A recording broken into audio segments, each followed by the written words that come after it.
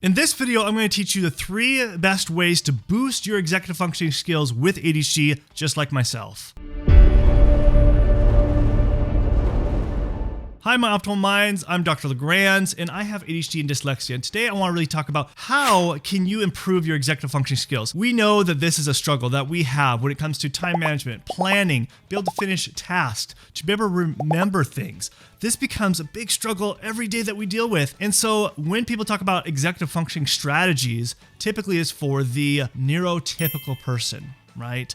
And us people with ADHD, we struggle to try to implement those in our daily lives because it doesn't work the same way because our brains are wired differently. So let me talk to you of what are the 3 ways that I have found that are very effective for boosting your executive functioning skills with ADHD, with an ADHD mind. So the very first thing is that you need to plan ahead. And what I mean by planning ahead is you need to first understand what are your weaknesses and your strengths. So what weaknesses do you know that you have with executive functioning? Do you have weaknesses in planning? Do you have weaknesses in your time management? Do you have weaknesses in dealing with tasks? Do you have weaknesses in remembering things? So I want you to list everything that you have weaknesses in, but then also I want you to create a list of things that you have strengths in. And why this is important is because you want to plan ahead so that you don't self-sabotage yourself. Because if you don't plan, then you fail to plan, right? Your things are going to fall apart as the day goes on, the next day, and the next day, and the next day, if you don't plan ahead. So when you create that list, you're like, okay, let's just, for example, let's say you have be able to finish tasks very efficiently. So what you're going to do is you're going to plan ahead and be like, okay, that is something I struggle with. How can I implement this and make it easier for myself? Well, I would say the night before, put it in your calendar. Okay, this is when I'm going to finish this task, and give yourself an actual set time frame you're going to do it. Versus like, okay, I'm going to do it tomorrow. Because by Parkinson's law, you're going to use up that entire day just to finish one task. Because you just told your brain, your ADHD brain, all right, we got one thing to do and that's it. Whereas the rest of the time, I'm going to distract your mind. That's what the ADHD brain's going to do. It's going to distract your mind the entire day. So if you don't actually tell your ADHD brain, hey, we're going to do this in 1 hour, and then the rest, and then we'll do the next task, and it's going to do it in 1 hour, and the next task in 1 hour. And then after we're done with that, then your ADHD brain, you can do whatever you want, okay? So this is something you have to have communication with your brain. It's really important to understand this. So planning ahead is the very first thing that you need to be doing, and have that list of things that you struggle with and also things that you have strengths in.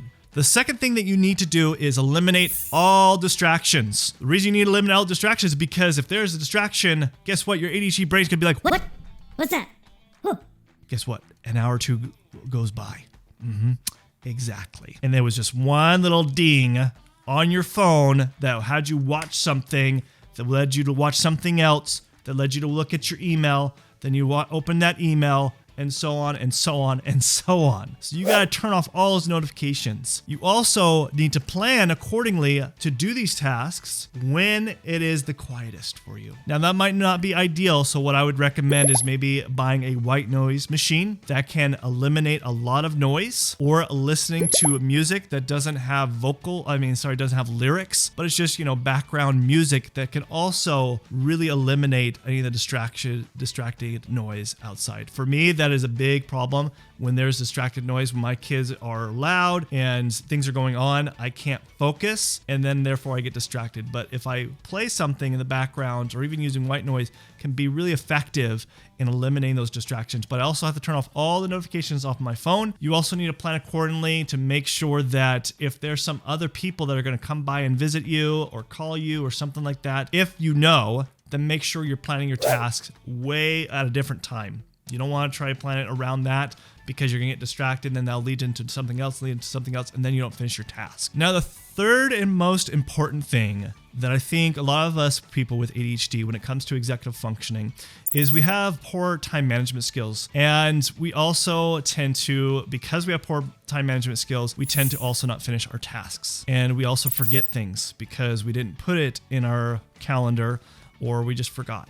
Okay, so the third most important thing is to narrow down that to-do list you have. Even if you've gotten really good at writing a to-do list, which most of us people with ADHD don't tend to, but even if you are that person who has a list, a to-do list, and you have 10 things, it starts stacking up and it gets overwhelming.